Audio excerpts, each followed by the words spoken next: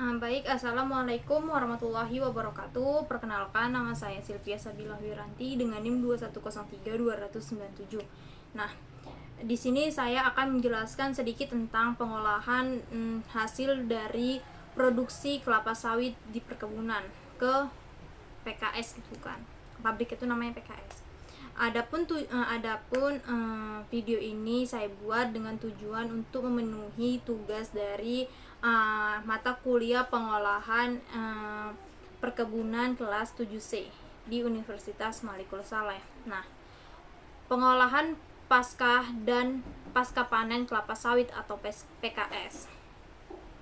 Apa sih tahapan-tahapan yang ada di PKS itu? Nah, di sini kita akan bahas. Yang pertama itu ada jembatan timbangan. Jembatan timbangan ini merupakan alat ukur yang sangat vital dalam sebuah pabrik kelapa sawit yang menjadi bagian terdepan atau bagian utama di mana didapat data kuantitas masuknya raw material dan keluarnya produk yang dihasilkan. Nah, di jembatan ini kita itu menimbang semua bahan mentah atau TBS yang masuk ke dalam pabrik. Itu ditimbang. Nah, setelah menjadi CPO pun waktu itu dikeluarkan atau diangkut itu juga melalui jembatan timbangan ini. Makanya jembatan timbangan ini merupakan langkah awal dan langkah akhir bukan langkah akhir. Gimana ya bilangnya? Di awal dia juga digunakan dan di akhir juga dia digunakan. Timbangan ini berfungsi untuk mengetahui berat baku yang masuk ke pabrik, yaitu dengan menghitung bruto atau berat barang dengan truk. Berarti kan truknya juga ditimbang gitu. Tara atau berat truk kosong dan netro berat bersih barang dari TBS yang keluar dari pabrik. Setiap truk TBS dan CPO yang masuk ke PKS mengalami 2 kali penimbangan, yaitu ketika masuk ke pabrik dan juga menimbang ketika keluar dari pabrik. Jembatan timbangan pada dasarnya terdiri dari terbuat dari plat dan load scale yang berfungsi sebagai sensor beban.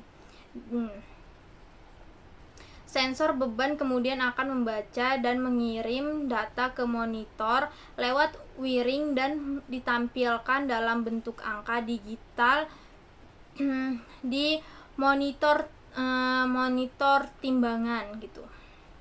Jadi ketika kita melewati timbangan, maka sensornya itu akan mengirim data dari hasil sensor ke monitor timbangan gitu. Selanjutnya itu masuk ke proses penerimaan buah. Jadi setelah proses penimbangan TBS kemudian dibongkar di lantai sortasi untuk dilakukan sortasi lantai. Sortasi berfungsi juga untuk menampung TBS sebelum diolah atau tempat buah restan diinapkan untuk menjamin kontinuitas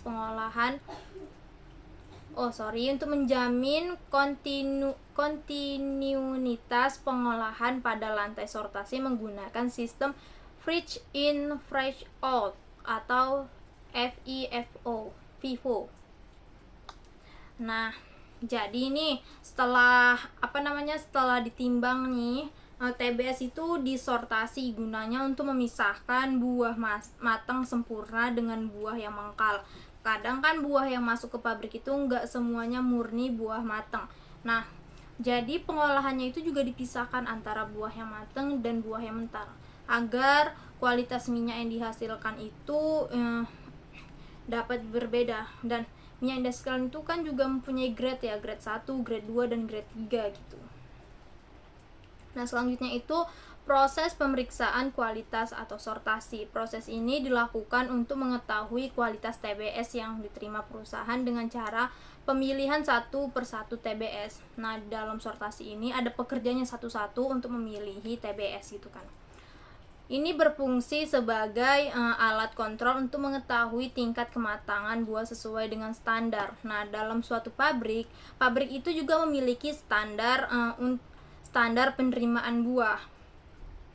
Nah, yang kedua itu untuk membantu tercapainya rendemen pabrik dengan melihat mutu yang masuk ke pabrik dan bagaimana sistem perebusan yang akan dilakukan mengendalikan buah di luar kriteria. Nah, seperti yang saya bilang, kalau buah yang kurang masak berarti ada treatment khusus yang dilakukan untuk mengelolanya gitu. Untuk TBS yang dibeli dari pihak ketiga, proses sortasi dilakukan dengan lebih cermat, di mana TBS yang tidak sesuai dengan kriteria mutu dan kurang dari 7 kilo, buah mentah, tandan kosong, buah busuk, dan buah sakit dimasukkan kembali ke truk.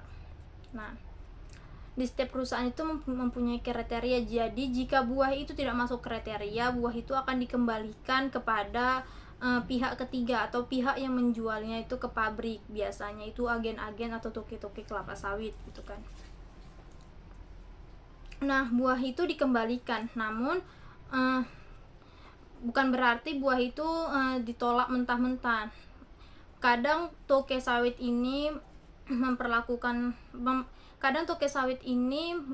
berpindah pabrik karena seperti yang saya bilang, setiap pabrik tadi memiliki kriteria masing-masing gitu kan. Mungkin di pabrik yang satu ini tidak menerima buah yang kematangannya itu kurang dari 100%. Namun di pabrik yang ini menerima buah yang tingkat kematangannya itu kurang dari 100% gitu. Namun jika memang kerusakannya itu parah, maka para toke itu akan mengolahnya dengan mengetek atau memisahkan brondolan dari tangkos untuk dijualnya kembali ke pabrik.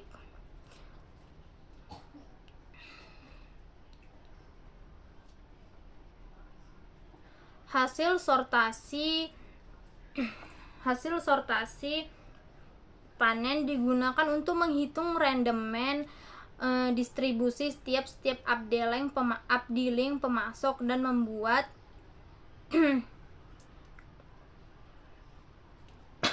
material blends, analisa tandan untuk setiap tahun tanam dan setiap updealing kebun. Selanjutnya itu tahapannya itu masuk ke dalam lori. Lori adalah alat untuk mengangkut TBS dari loading rem menuju rebusan. Lori juga sebagai wadah merebus TBS di sterilizer. Jumlah lori yang mencukupi merupakan persyaratan yang harus dipenuhi agar kapasitas rebusan tercapai. PMKS Sai Sangko memiliki 108 lori. Lori yang digunakan berkapasitas 4,5 ton. Nah, dalam satu lori itu muatannya itu mencapai atau maksimum 4,5 ton gitu. Faktor-faktor yang perlu diperhatikan. Yang pertama itu ada pengisian lori dilakukan secara optimal agar mencapai kapasitasnya. Yang kedua itu dudukan lori harus tepat di atas rail agar tidak terpleset dan jatuh. Nah, jika kedudukan lori itu tidak pas, maka tidak ada keseimbangan di dalam lori, maka buah itu akan jatuh gitu. Baru itu yang ketiga, roda lori agar tetap berjalan lancar. Pastikan roda lori itu tidak macet atau agar memudahkan para pekerja untuk menggeser lori tersebut masuk atau berpindah ke rebusan yang ada di PKS. Yang selanjutnya itu gandengan lori harus baik dan benar agar berfungsi sebagaimana mestinya. Nah, jika gandengannya semua itu harus dipastikan atau diperiksa kembali agar berjalan sesuai dengan keinginan atau sesuai dengan rencana yang sudah direncanakan. Selanjutnya itu masuk ke sterilizer. Sterilizer ini berbentuk vertikal, adalah berjalannya uap bertekanan yang digunakan untuk merebus TBS. Sterilizer ini adalah suatu alat perebusan TBS dengan uap atau steam gitu. Steam yang digunakan adalah satu steam dengan tekanan 1,8 sampai 1,8 sampai 2 kg per cm kubik dalam suhu 110 sampai 120 derajat Celcius yang diinjeksi dari boiler. Bajana ini dilengkapi dengan alat ukur tekanan, pipa uap masuk atau inlet, pipa kondensat. Sistem perebusan menggunakan sistem 3 puncak atau triple peak. Adapun tujuan dari proses perebusan atau sterilizer ini yaitu yang pertama untuk membantu melepaskan butir-butir buah dari tandannya. Nah, jika buah mentah itu langsung misalnya dipukul-pukul kan susah gitu kan, makanya direbus untuk mempermudahkan pemisahan antara biji-biji atau butir-butir buah dari tandanya itu. Yang kedua itu menurunkan kadar kandungan air dalam buah. Yang ketiga itu untuk mengurangi peningkatan FFA karena perebusan dapat menonaktifkan enzim-enzim lipase penyebab hidrolisa minyak.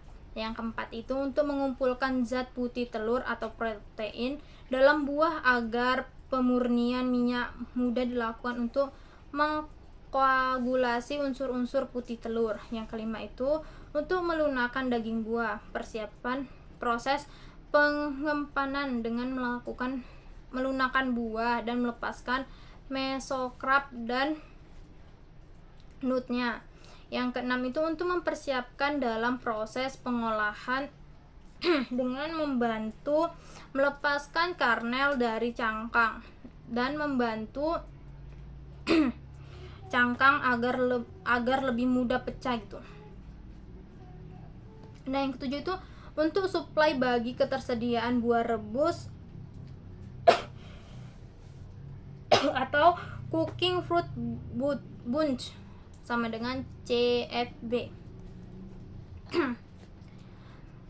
Tujuan adanya sterilizer ini yaitu yang pertama tahap 1 pembuangan udara dan penguapan air di tandan buah atau air kondensat. Yang kedua itu tahap 2 pembuangan udara dan penguapan air dari tandan buah. Yang ketiga itu tahap 3 pematangan dan pelunakan daging dan membuat kejutan terhadap biji agar terjadi kekoplakan. Nah, cara ini dilakukan untuk mendapatkan hasil rebusan buah yang sempurna, mengingat kerapatan berondolan dalam tandan buah semakin padat atau solid.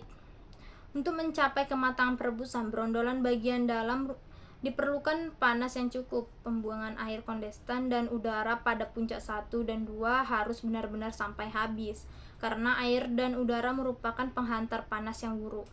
Pada puncak 3, perebusan dilaksanakan selama 45 menit tergantung pada kondisi buah. Waktu yang digunakan untuk sterilisasi adalah 75 atau 80 menit atau sekitar 1,5 jam. Sedangkan waktu untuk siklus perebusan itu 120 sampai 120 menit atau 2 jaman lah gitu. Nah, yang selanjutnya itu tahap trip atau hoisting crane. Ini berfungsi untuk menuangkan lori yang berisi buah yang sudah direbus ke dalam scraper konveyor dan dibawa ke thresher. Jumlah tripler di PMKS Seisanko ada 1 unit. Tripler bekerja dengan cara memutar lori sebesar 360 derajat sampai buah dalam lori itu habis tertuang. Tripler digunakan secara terus-menerus sesuai dengan jalannya proses pengolahan dalam pabrik. Lamanya waktu penuangan agar diatur supaya kapasitas pabrik dapat tercapai. Waktu yang dibutuhkan untuk menuang tandan buah rebusan dari lori itu lebih dari 5 menit. Yang selanjutnya itu masuk ke tahap thresher. Nah, Tracer ini berfungsi untuk memisahkan brondolan dari janjangan dengan cara mengangkat dan membanting serta mendorong atau membawa janjangan keluar. Dengan putaran drum tracer 23 rpm, brondolan akan terpisah dengan janjangan akibat dibanting dan jatuh kembali, lalu dibanting kembali dan jatuh. Nah, itu caranya. Dia itu kan kayak sebuah tabung gitu kan, tabung yang miliki celah-celah gitu. Yang celah-celah itu fungsinya untuk keluarnya brondolan itu diputar sehingga tandan tadi itu berputar sehingga brondolan-brondolan itu terpisah dari janjangannya. Tracer ini terdiri dari sebuah drum yang sisinya berbentuk kisi-kisi dengan jarak tertentu yang berfungsi agar brondolan yang terpipil jatuh ke bawah, dan dilengkapi dengan sirip atau skat yang berfungsi untuk menghadang tandan agar terjadinya pengangkatan dan pembantingan serta mengarahkan janjangan dan membawa ke ujung drum. Brondolan yang terpisah akan masuk pada lubang tersebut dan akan jatuh ke konveyor, dan selanjutnya brondolan diangkut ke stasiun pengempaan. Sedangkan tandan yang sudah terpisah dari brondolan akan dibanting keluar akibat adanya spik plat atau plat pembawa yang sengaja dipasang dengan kemiringan 5 derajat. Nah, faktor yang mempengaruhi efektivitas kerja tracer adalah putaran dari tracer itu sendiri, atau 20 itu putarannya itu 23 rpm. Nah, yang kedua itu pengaturan buah yang masuk ke dalam plat ke dalam alat, maksudnya penebah, dan disesuaikan dengan kapasitas alat sehingga tidak terjadi kelebihan kapasitas. Nah, apabila tandan tadi dimasukkan melebihi kapasitas dari tracer ini, maka buah itu tidak akan terbanting maksimal atau dia pergerakannya itu memiliki batasan sehingga brondolan itu tidak terkeluarkan secara menyeluruh gitu. Ketinggian bantingan tandan buah rebusan di dalam drum atau untuk perebusan yang sempurna, ketinggian bantingan itu cukup 1,2 meter. Hal ini diperoleh dengan putaran drum yang sesuai 23 rpm. Nah, yang keempat itu kemiringan spik dalam jumlah pisau pelempar, kebersihan dan jarak kisi-kisi drum. Efektivitas tracer dapat dilihat dari USF atau unstrip fruit, yaitu brondolan yang sudah lepas dari spiket tetapi tidak mau keluar dari tandan. Yang kedua itu oil losses pada janjangan kosong. Selanjutnya itu masuk setelah tadi dari tahap tracer masuk ke tahap digister. Nah, apa sih digister itu? Digister adalah ketel tegak yang mempunyai dinding rangkap. Proses pemutaran yang dilengkapi dengan pisau-pisau pengadu. Jumlah pisau pengadu dalam satu buah digester terdiri dari 4 pasang pisau pengadu yang bertingkat dan 1 pasang pisau pelempar.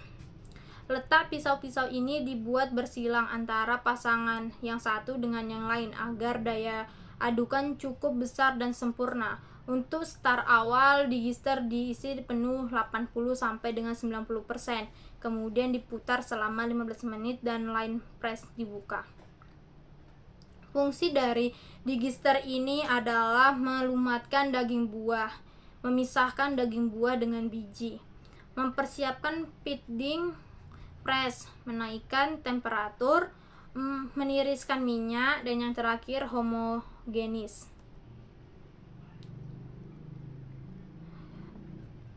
Apa sih faktor-faktor yang mempengaruhi kinerja digister ini? Yang pertama itu ada kondisi pisau pengadu digister. Jika aus segera diganti.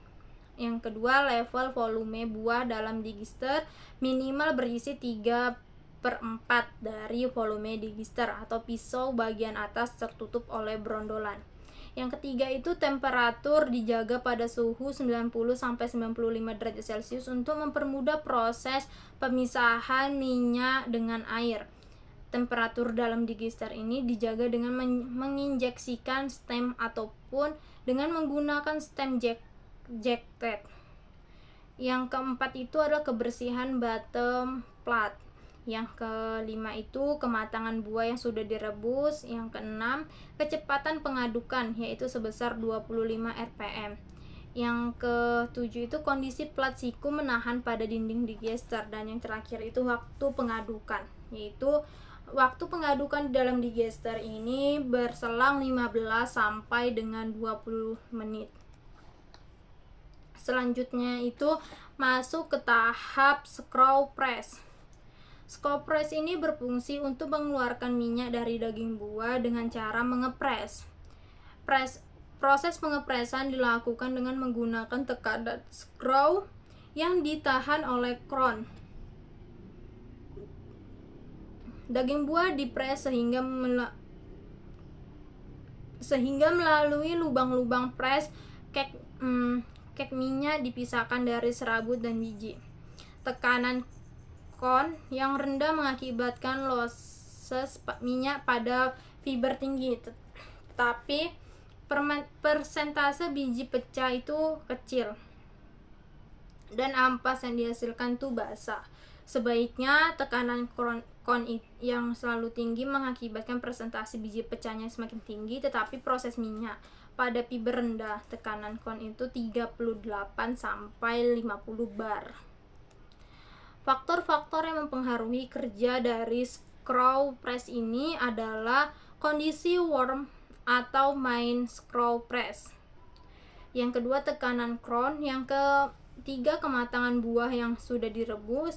Yang keempat, kebersihan pada press cake. Yang kelima, air delusi yang berfungsi untuk mempermudahkan proses pemisahan minyak dari daging buah. Nah, jika air delusinya semakin dikit atau terlalu dikit, maka minyak yang dihasilkan lebih murni, tetapi losis minyaknya tinggi. Temperatur air delusi harus dijaga 95 derajat Celcius.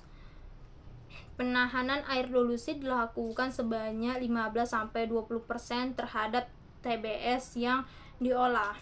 Hal-hal yang perlu diperhatikan, yang pertama adalah ampas kempa atau press cake harus dikeluarkan merata di sekitar konus.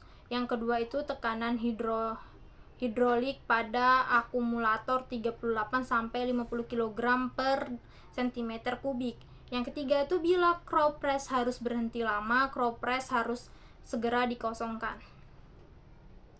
Norma yang diizinkan stasiun kempa atau press adalah oil losses pada fiber itu 3,5 sampai dengan 4,5%. Yang kedua itu oil losses pada biji itu maksimal 0,5 sampai 1%. Nah, yang selanjutnya itu masuk ke tahap sand-trap tank. Sand-trap tank ini berfungsi sebagai penangkap pasir. Minyak kasar yang keluar dari press dialihkan menuju sand-trap tank. Temperatur pada sand-trap tank harus mencapai 95 derajat Celcius. Minyak yang masuk ke sand-trap tank satu akan diendapkan pasirnya, lalu minyak pada bagian atas akan langsung masuk ke sand-trap tank 2 dan pasir akan mengendap ke bawah untuk di blow down. Blow down dilakukan setiap 4 jam sekali. Minyak pada bagian atas akan dialirkan ke fibroseparator. Selanjutnya itu masuk ke tahap vibrating screen. Vibrating screen atau PS berfungsi untuk menyaring massa padatan berupa ampas yang terikut minyak kasar atau crude oil dari serabut-serabut yang dapat mengganggu proses pemisahan minyak. Jenis-jenis vibrating screen atau PS ada 3, yaitu yang pertama ada single deck, yang kedua ada double deck, dan yang ketiga ada triple deck. Nah, Vibrating scan jenis singlet. Ukuran mesh yang digunakan adalah ukuran mesh 20. Serabut-serabut hasil pemisah pada vibrating scan atau PS akan dikembalikan lagi ke button cross conveyor untuk diproses kembali. Getaran vibrating scan ini dikontrol melalui penyetelan bandul yang diikat pada elektromotor. Nah, getaran yang kurang itu akan menyebabkan pemisahan yang tidak efektif. Kontrol kebersihan dari vibrating scan ini harus dilakukan secara rutin agar padatan yang terbuang dari hasil penyaringan vibro tidak menumpuk. Nah, selanjutnya itu masuk ke tahap crude oil control. Nah, crude oil control tank ini berfungsi sebagai penurunan kadar NOS pada minyak. NOS ini adalah non-oil solid, akan mengendap pada bagian dasar tangki. Minyak pada bagian atas akan dipompakan menuju clarifier tank.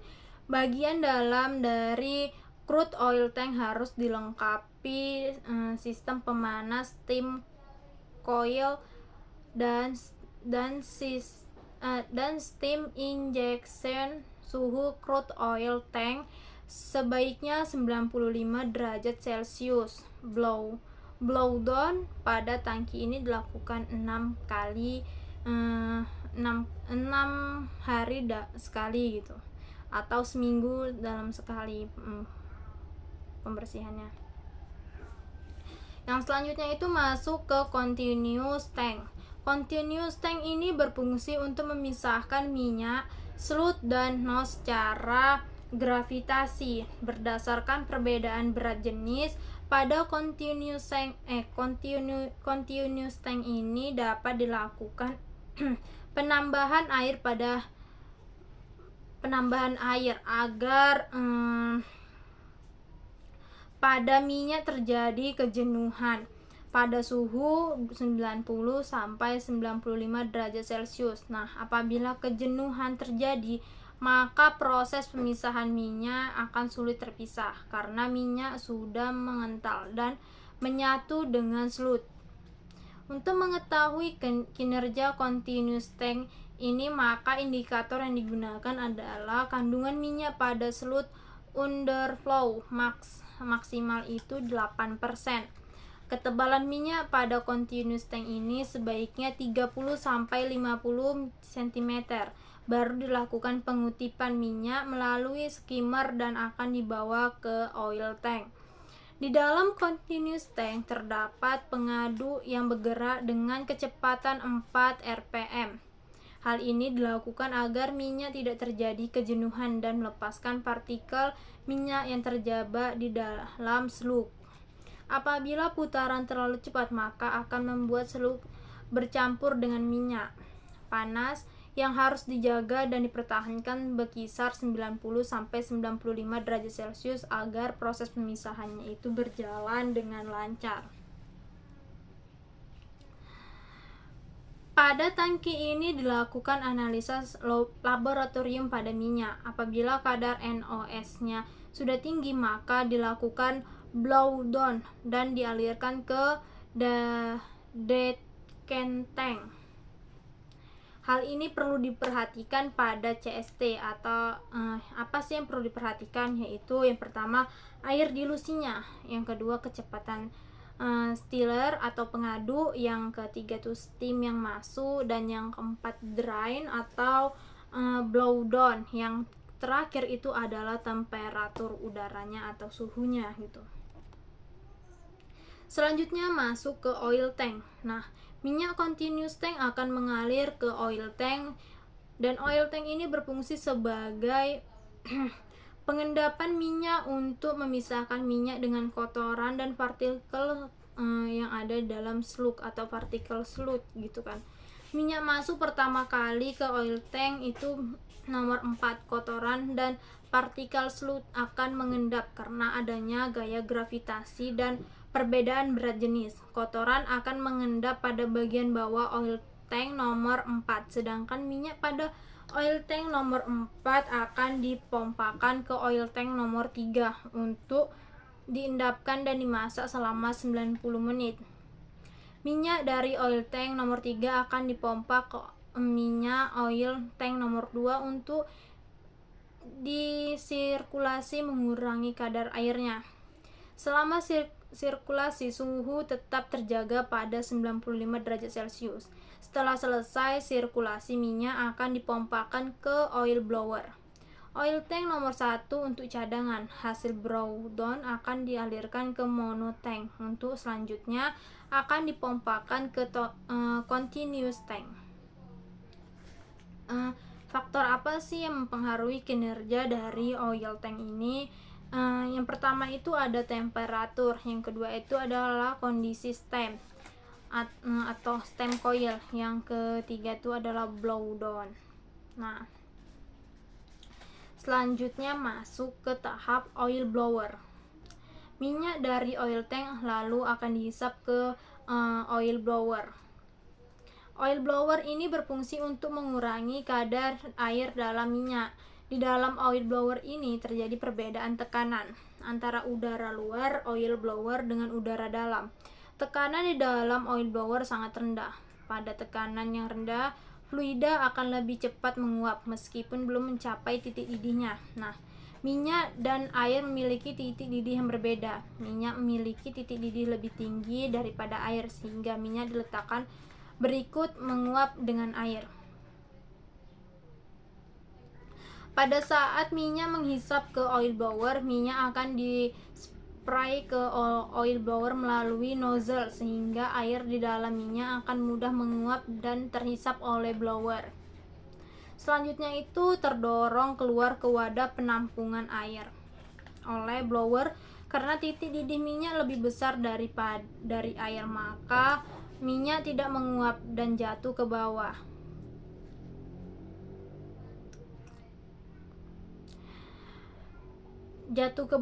Lalu dihisap oleh oil transfer pump yang kemudian mengalir ke dry tank. Selanjutnya itu masuk ke stock tank. Nah, fungsinya itu adalah tempat untuk penyimpanan sementara minyak produksi yang dihasilkan sebelum dikirim.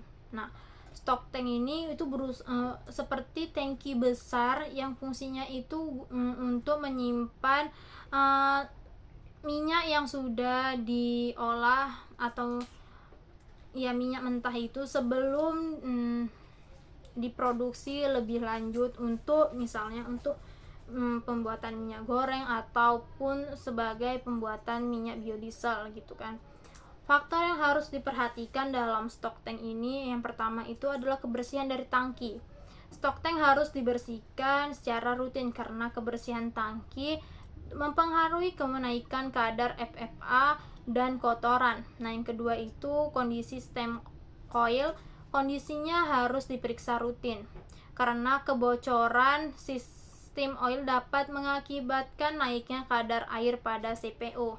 Yang terakhir atau yang ketiga itu adalah temperaturnya. Temperatur itu harus dijaga, yaitu temperatur yang harus ada dalam stock tank itu adalah berkisar 40 sampai 60 derajat Celcius. Selanjutnya itu masuk ke sludge tank. Sludge tank ini berfungsi sebagai tempat menampung. Sludge tank sementara diolah di decanter. Dilakukan pemanasan pada sludge agar tidak jenuh pada suhu 80 sampai 95 derajat Celcius. Terjadi proses pengendapan pada bagian bawah sludge tank, yaitu sludge dan nose dari dasar tank dipompakan ke blend tank untuk umpan decanter, lalu akan dilakukan blow down. Apabila endapan nose pada dasar sludge tank telah sangat kental, sludge hasil pengendapan akan dipompakan ke blend tank. Nah, selanjutnya itu masuk ke tahap decanter. Sludge paste yaitu cairan lumpur dari continuous tank yang masih mengandung minyak maksimum 8% atau sebanyak 8% akan diolah lebih lanjut oleh decanter ini. Alat ini memisahkan fraksi minyak atau crude oil, fraksi cairan water phase gitu kan, dan fraksi padatan atau solid. Prinsip kerja alat ini adalah memisahkan ketiga fraksi dengan putaran kurang lebih 3.500 rpm, dan karena berat jenis yang berbeda, maka keberhasilan dalam pengoperasian decanter ini dapat dipengaruhi oleh yang pertama itu ada komposisi umpan yang akan diolah, karena rasio di antara minyak, air, dan lumpur mempengaruhi terhadap daya pisah alat tersebut. Yang kedua itu adalah fungsi alat decanter tersebut. Dan yang ketiga adalah perimbangan kapasitas alat dengan jumlah alat yang diolah. Nah, selanjutnya masuk ke water phase tank. Water phase tank ini adalah tangki sebagai tempat penampungan air atau water phase, hasil dari pemisahan decanter yang masih mengandung minyak. Water phase hasil dari decanter akan diolah, kemudian akan dilakukan proses pengutipan minyak oleh slut separator. Masuk ke tahap slut separator gitu. Apa sih alat slut separator ini?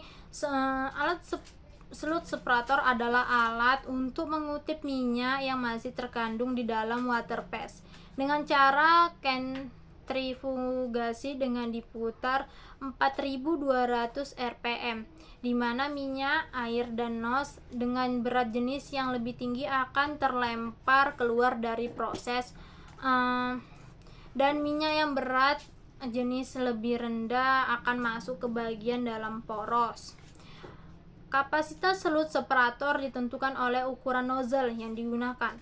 Ukuran nozzle dipakai sekecil mungkin untuk meminimumkan kehilangan minyak pada drain buang slut separator.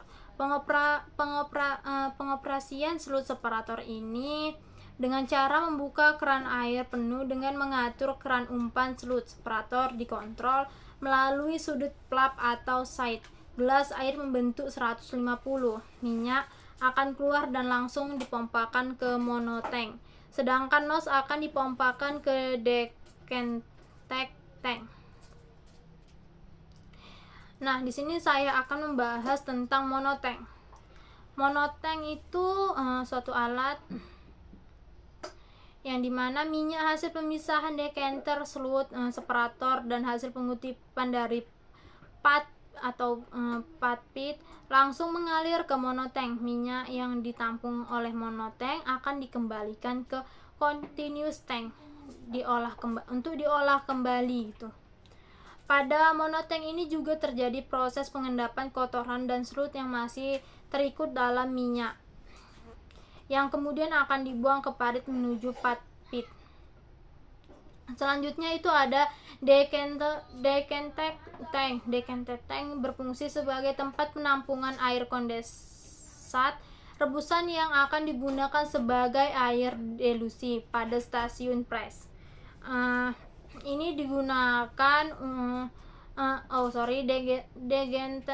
decanter tank ini juga menampung blowdown dari continuous tank, slut tank, dan water phase tank, dan lumpur dari slut separator untuk kembali dilakukan pengendapan untuk memisahkan minyak dan mengutip kembali dan dialirkan ke continuous tank, sementara sisanya aliran ke pat pit.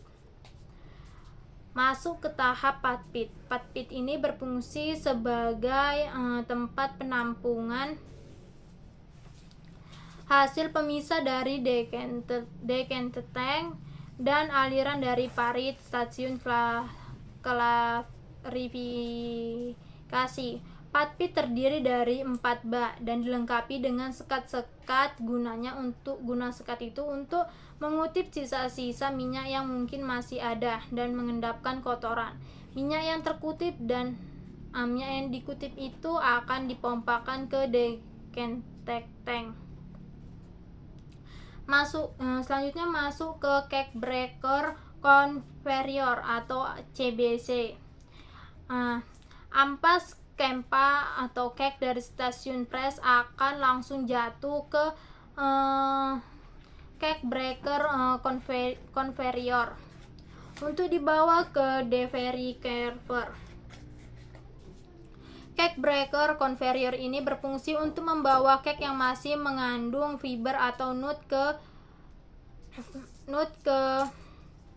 deferricarver serta memecahkan gumpalan cake dari presan agar mempermudahkan di dalamnya menyisa antara fiber dan nut. Fiber akan terpisah oleh separating column untuk selanjutnya dibawa ke fiber cyclone sebagai bahan bakar untuk boiler. Sedangkan nut akan jatuh menuju deferricarver untuk selanjutnya akan dibersihkan serabut-serabut halus yang masih menempel pada bagian luar nut yang dapat merendam lemparan dari ripple mill dan nut cracker sebagai alat pemecahnya. Selanjutnya itu masuk ke dalam tahap separating column. Alat ini berfungsi untuk menghisap fiber berfungsi untuk menghisap fiber. Pemisahan dilakukan dengan penghisapan dari fiber cyclone dengan mengatur dari air loop. Penghisapan dilakukan dengan prinsip perbedaan berat jenis, di mana berat jenis paling ringan fiber akan terhisap ke fiber cyclone. Serabut yang terhisap langsung dibawa menuju air loop. Lalu fiber akan dibawa oleh conveyor untuk menjadi bahan bakar untuk boiler, dan nut berat jenis yang berat akan jatuh ke bawah dan akan langsung masuk ke deferricarver. Selanjutnya itu masuk ke tahap deferricarver. Tahap deferricarver ini berfungsi untuk membersihkan nut dari kotoran dan fiber yang masih melekat pada nut. Putaran deferricarver ini 15 rpm. Di dalam deferricarver ini terdapat sudut-sudut yang digunakan untuk membawa nut berjalan ke ujung dari deferricarver yang terdapat lubang-lubang sebagai tempat masuknya nut yang sudah dipisahkan dengan kotoran dan fiber. Selanjutnya itu masuk ke dalam nut silo. Nut yang dibawa oleh wet nut conveyor ini membagi nut menuju nut silo nomor 1 dan nomor 2. Alat ini berfungsi sebagai tempat pemanasan nut agar cangkang dan inti terpisah atau kopla, yang dapat memaksimalkan kerja ripple mill dan nut cracker. Selanjutnya itu masuk ke tahap nut grading. Nut grading ini berfungsi untuk memisahkan biji menurut ukuran yang berbeda sebagai umpan ripple mill dan nut cracker. Lubang satu untuk nut dengan diameter yang kecil, lubang kedua untuk nut dengan diameter sedang. Dua lubang ini untuk umpan ripple mill 1 dan 2, sedangkan lubang 3 untuk nut per diameter yang besar atau nut dura lubang atau nut dura. Lubang ini digunakan untuk umpan nut cracker. Nut grading berputar dengan kecepatan 23 rpm. Pemisahan ini terjadi karena adanya perputaran dan lubang dari drum dengan diameter yang berbeda. Selanjutnya masuk ke ripple mill. Alat ini berfungsi untuk memecahkan nut dengan cara menggiling. Nut yang masuk ripple mill akan digiling oleh rotor bar ripple mill dan ditahan dengan stator bar rippler mill yang memiliki permukaan yang besar yang menyebabkan terjadinya pemecahan nut. Apa sih faktor yang mempengaruhi dari alat ini? Yang pertama itu jarak atau clearance antara rotor dengan stator. Yang kedua itu RPM, dan yang ketiga tingkat kekeringan nut. Pengukuran besarnya jarak harus dilakukan berdasarkan bahan baku yang masuk agar nut dapat dipecahkan secara sempurna. Yang selanjutnya masuk ke tahap nut cracker. Adapun fungsi dari nutcracker ini untuk memecahkan biji dengan sistem memparan biji dengan berdiameter besar ke dinding nutcracker. Dengan kecepatan tinggi, maka biji yang memiliki diameter yang besar sekalipun akan pecah. Kadar air biji yang rendah akan lebih mudah dipecah dan menghasilkan inti utuh, dan sebaliknya bila kadar air yang tinggi akan mengakibatkan biji akan lebih sulit pecah dan sering menghasilkan biji pecah dan inti lekat yang menyebabkan kehilangan kernel akan meningkat. Pemecahan biji di atas kapasitas yang sudah ditetapkan akan menurunkan efisiensi pemecahan biji, yaitu sering ditemukan biji utuh dan inti lekat dengan presentasi yang besar. Selanjutnya itu masuk ke tahap light tenor dry separator atau disingkat dengan LTDS. LTDS ini berfungsi untuk menghisap cangkang halus. Aliran udara terjadi karena adanya hisapan dari blower LTDS. Cyclone yang memisahkan cangkang dengan udara pembawanya, sehingga pemecah cangkang yang terbawa dalam aliran akan terpisah dengan udara dan jatuh ke bawah menuju air look dan akhirnya jatuh ke horizontal cell conveyor menuju stasiun boiler. Faktor-faktor yang mempengaruhi kinerja LTDS adalah hisapan atau dumper, air look, dan fan. Yang kedua, kebocoran ducting dan kualitas serta kuantitas umpan masuk. Nah, selanjutnya itu masuk ke tahap claybed. Claybed adalah alat untuk mengutip kembali inti yang terikut dengan cangkang dengan sistem basah, yaitu dengan bantuan media lumpur dari tanah liat. Inti dari cangkang dari LTDS akan masuk ke claybed. Di claybed terjadi pemisahan akibat adanya berat yang berbeda jenis antara inti dan cangkang dan cairan tanah liat. Cairan tanah liat media memisah dengan memiliki berat jenis di antara cangkang dan inti. Berat jenis cairan tanah liat dapat disesuaikan dengan cara menaikkan kekentalan larutan atau menaikkan viskositas cairan lumpur tersebut. Lumpur dari tanah lempung atau liat yang baik memiliki 1120 kg per liter. Selanjutnya itu masuk ke kernel dryer ini berfungsi untuk mengurangi kadar air yang terkandung di dalam inti. Penurunan kadar air pada inti bertujuan untuk menghindari penjamuran pada saat penyimpanan. Temperatur yang harus ada dalam kernel dryer ini berkisar 80 derajat Celcius. Ini dilakukan agar pengeringan pada inti sempurna sampai pada dalam intinya. Kadar air inti maksimal 7%. Kapasitas kernel dryernya itu 10 ton. Selanjutnya itu masuk ke tahap pneumatic blower.